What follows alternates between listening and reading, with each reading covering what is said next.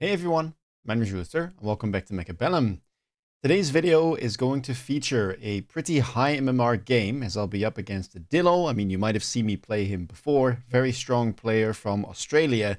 And, I mean, this game, it kind of showcases the strength of Redeploy, but it also features a pretty unusual aggro comp, at least from my side, I would say, because I'm starting with Speed Specialist and Sledges.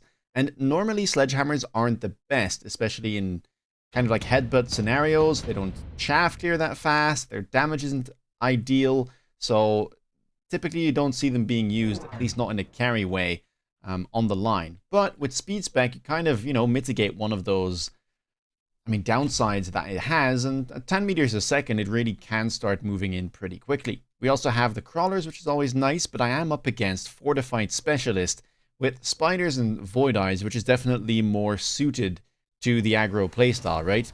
A lot more stats, a lot more DPS, better chaff clearing. It's just kind of the comp that you would expect to play on aggro. But because I'm speed spec, I didn't really want to play defensive here. I kind of wanted to try and play on the line and get to those towers as quick as I could. So we're setting up on one side of the board, and well, Dillo is actually playing symmetrical here. So that perhaps could work in our favor. It's not the fastest of units aside from those crawlers, so the tower pressure shouldn't be too high. And it looks like I am managing to kind of target his weak side there. A little bit fortunate, I guess I would say. And I'm opting to go for double Fang in this case.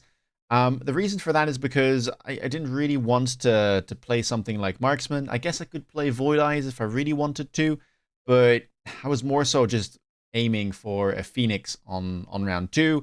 And if I go for that, I don't really need the DPS from the Void Eyes, and I can kind of just buy some chaff because I'll need chaff anyway, right? So here we go. 5 packs of chaff, 1 crawler all the way in the back, and well, the 2 fangs in front, the crawlers behind my sledgehammer so that they kind of spread out in a way that is going to make it a little bit more annoying to kill. Looks like we're doing okay. We did pull over most of his units, but 2 of the Void Eyes are on a mission, taking down my tower, so it looks like I will get debuffed here at some point.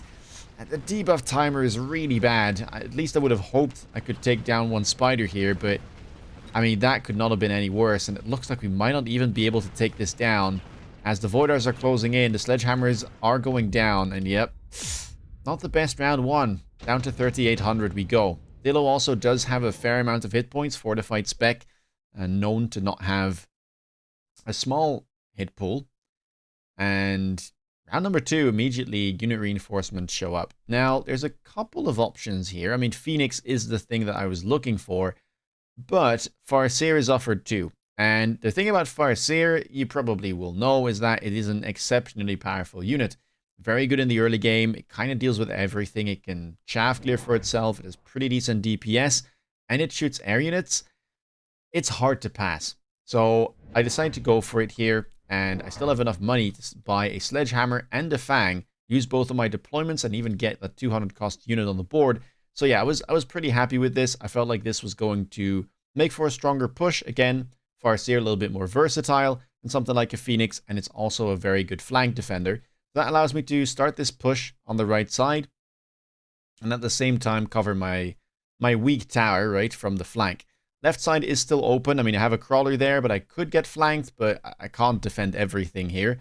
At least not without giving up something elsewhere. I really do want to have this Fang in front so that the Sledgehammers can do their thing. Opponent picks up the Phoenixes, makes sense, strong pairing with the spiders, and then buys another spider from the looks of things with a Fang in front of the Sledgehammers. 1 that will funnel all my crawlers inwards, and then 2 will of course also protect his units here from getting insta-lock. Let's see, Phoenix happens to be on the other side of the board. I guess he was trying to somewhat threaten my tower or expecting me to push on that side. It is quite common to expect such a thing in high MMR on the unit drop rounds. And yeah, my left side going a lot better. We're not getting debuff this time, so you do see that we would have been able to kill that spider if not for the debuff. And right side, oh my days, this Farseer is starting to do what honestly is pretty common for this unit. Scamming the round. I mean, look at that. It just took out both Phoenixes. It took down some Void Eyes. Now it's going for the tower. Going for the other one. These units are super slow, so especially during the debuff, they're making no progress towards my tower. The other tower is going to go down. And then now we're flanking his units with our Farseer because as if, you know, its stats aren't enough, it also has 16 meters a second base move speed. Make that 90 meters a second with the speed specialist. And somehow we've managed to deal 51,000 damage with this support unit on round number 2. Winning the round and instant leveling it. I mean, it is quite ridiculous, this thing. You've got to admit. Now, round number 3, a whole lot of good spells show up. Incendiary Bomb, Portable Shield, additional deployment slot. All of these very pickable. Looks like Dillo's going to go for the Incendiary Bomb. Makes sense. I mean, look at how much stuff I have over here. 4 deployments of Chaff. The Sledgehammers also burn very quickly inside of the Incendiary. And I've got a Crawler pack back here, so I do get that he went for this. For myself, I end up going for the Sledgehammer item, the Portable Shield. If I can manage to get a level, and we're doing okay in terms of experience here, then this Sledgehammer pack might be very annoying for him to take down. Looks like he's going to go for another Phoenix, and then another Fang on the other side. Crawler has also been purchased, triple deployment. As for us, we go for another Crawler and another Sledgehammer. We also managed to pick up that Farseer level because, I mean, how could I not? Considering how well it did last round, giving it another level should just allow it to do even better. It managed to splash the Tarantula briefly there, but ends up targeting Chaff. But at least it should be able to clear all of the Crawlers here. Although left side, yeah, all of my stuff burnt, logically. Phoenixes take down the tower and, well, it's not quite going to be able to pull off the exact same miracle this time around. Tarantula even leveling there. So things getting a bit scary. I am down to 2.6k and we're not even through the early game here. Round number 4, Quick Teleport shows up. I instantly pick it. Advanced Defensive Tactics, also a card I have been warming up to. I think it's very powerful if you can pick it, but when I'm down to 2.6k like this, I really prefer to just invest into my board. I guess taking the card also is investing in your board in a way because all your units get more damage, but I want to get more units and I want to get some techs. So we're going to go for the Quick Teleport. That's going to allow me to put a Sledgehammer on the flank, spawn it in quick. I go for the Mech Rage, pick up a 5th Sledgehammer on my main board. We've got 6 in total now. And that should allow me to start perhaps dishing out some more damage and also chaff clear a little bit better than I did prior. Opponent here also going for Quick Teleport and thinking about putting a Crawler plus a Steel Ball. Not sure what that's about. I don't think it would have worked. It would have definitely stalled my Farseer, but I think the Crawler plus Farseer should be able to take that down. So doesn't go for it after all. Undoes. And I think he went for perhaps a Crawler somewhere on his main board. Might be wrong about that. Trying to find what exactly it was. Can't seem to find it. Oh, I guess it was a Tarantula. And range on the Tarantulas as well. And Phoenix on my flank with a mobile beacon. Yeah, I was a little bit afraid of this during the game. With my flank being this exposed for 4 rounds. Eventually it will get dealt with. Or rather it will get abused. And so we've got Phoenixes in my backline. About to take down my tower. 9 seconds of debuff. That's gonna hurt. The Sledgehammers would have gotten in if I had just defended this. Definitely a mistake on my end, especially when seeing Quick Teleport. I should be making sure that there's no way for him to get in. But yeah, another painful round here. Farseer doing what it can. Sledgehammers luckily managed to grab the tower there, so we do clean up 1 spider, but I'm sure the other tower is about to fall, and I don't think we've got enough to take down anything else. So do the tally. That's about 1,000 more damage, sending me down to 1,600. This early game, I feel like my setup is quite strong, but we've just been getting cooked left, right, center by the spell and now by just being greedy, really, not defending that tower. At number 5, Ion Blast shows up, and I feel like I am somewhat required to pick this. I've been taking too much damage. I've been greeting a lot. This time around, I will have to pick the spell. I really thought he would do too, to be fair. I guess I am, you know, positioned in quite a wide formation here, so it's not too easy to hit a whole bunch of things, but still he would have been able to kill some Sledgehammers. But Perhaps he thought he could kill them easily. He does have level 2 phoenixes. He has level 2 spiders everywhere. So I get that he wants to skip it.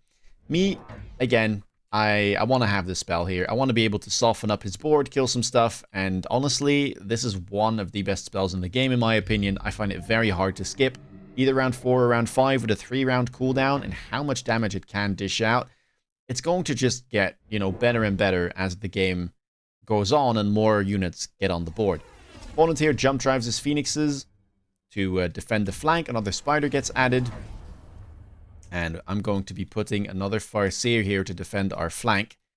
More chaff being picked up, of course. We need to make sure that our sledgehammers are protected, at least in some way. And I'm going to put a crawler all the way in the top left here as well to try and pull some of his stuff upwards. Hopefully that'll allow me to get in and kill some of these spiders. Ion Blast has been lined up. Looks like I've done a good job of directing it. And yeah, I mean, this is looking very good. Look at how quick my units are, by the way. I did take the high mobility temporary speed from the tower, but these sledges are zooming 60 meters a second, faster than base crawlers. And yeah, it does look quite comical how quick they're going.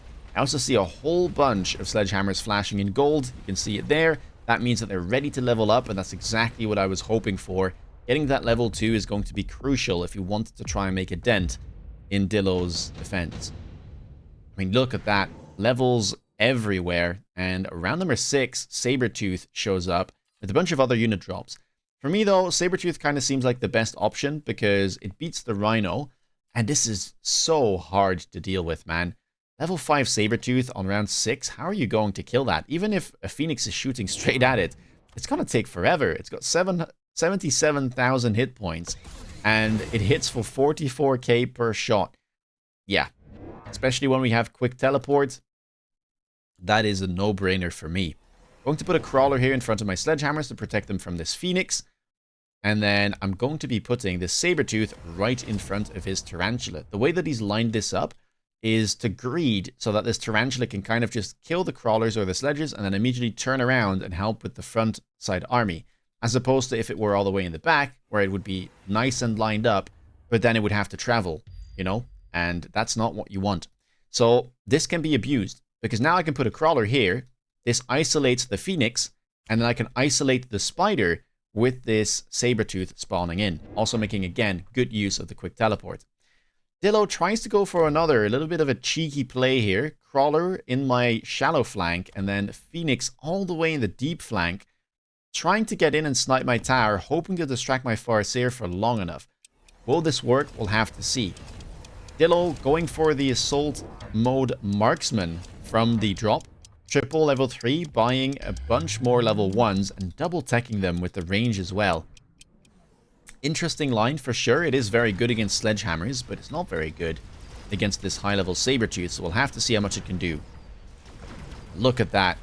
Perfect. Saber's already spawned in. We do have that high mobility, of course. Looks like his flank doesn't work. Either way, Sabertooth gets the tower first.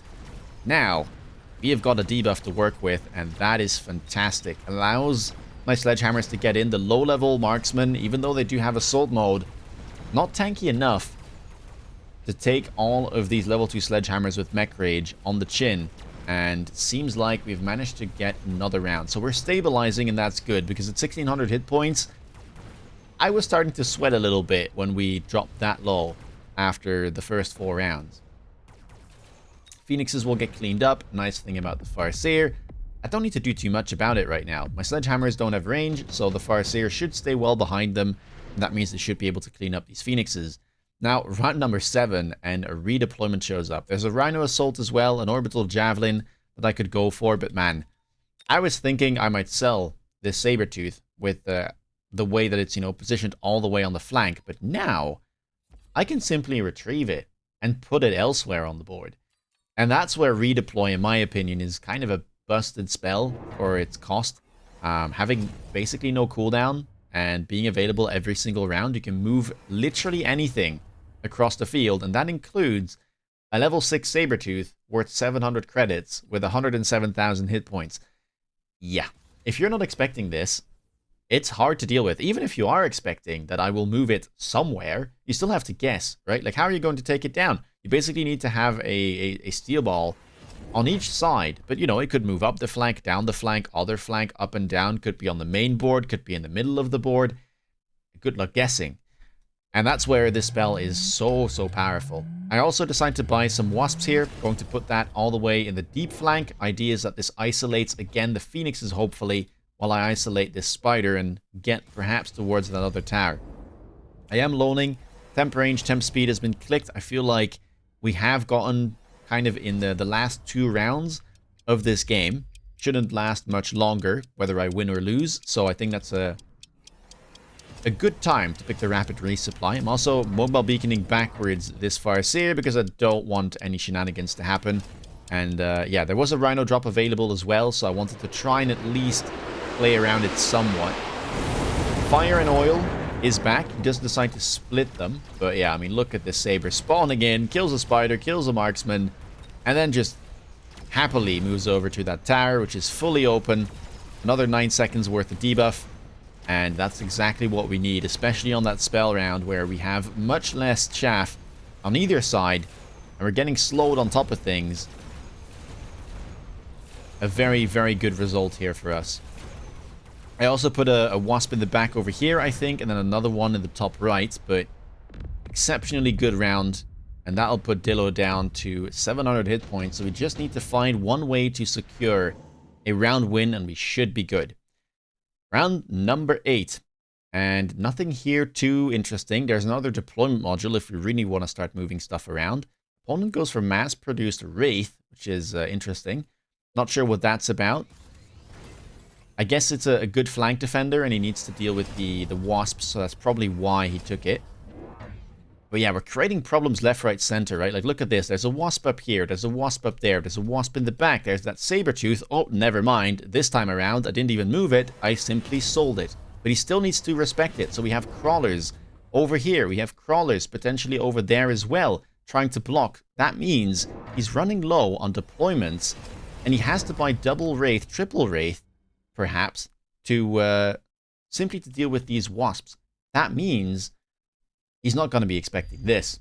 And yeah, this is why I am once again running damage sharing and field maintenance on my sledgehammers, because we go for the Saber cell, retrieve the 700 credits, and suddenly our board has 3 more blue sledgehammers, elite recruited, mass recruited, all linked up. And they went from just having mech rage to now having 3 techs. This is nearly unkillable. It is one of the strongest gut shots in the game, in my opinion, because if you link all your sledges like this for 1 round and 1 round only, you're almost secured a round win. It is exceptionally hard to deal with. You would need basically a level 2 factory with overload, and even then, it's tough to kill. A melter could do the job, but you'd be crazy to buy melters in this case when you're having to deal with a whole bunch of different things all across the board, and my board was literally unlinked sledges with mech rage, only 5 of them or so last round, and melter is not good into normal sledgehammers. So yeah, have a look at this. The whole link, it does split in the middle, but it is taking simply no damage whatsoever. I mean, if your opponent again doesn't have any like super high DPS on the board, like ranged steel balls or melters or a war factory, this is simply not going to die. And the sledgehammers are powering through.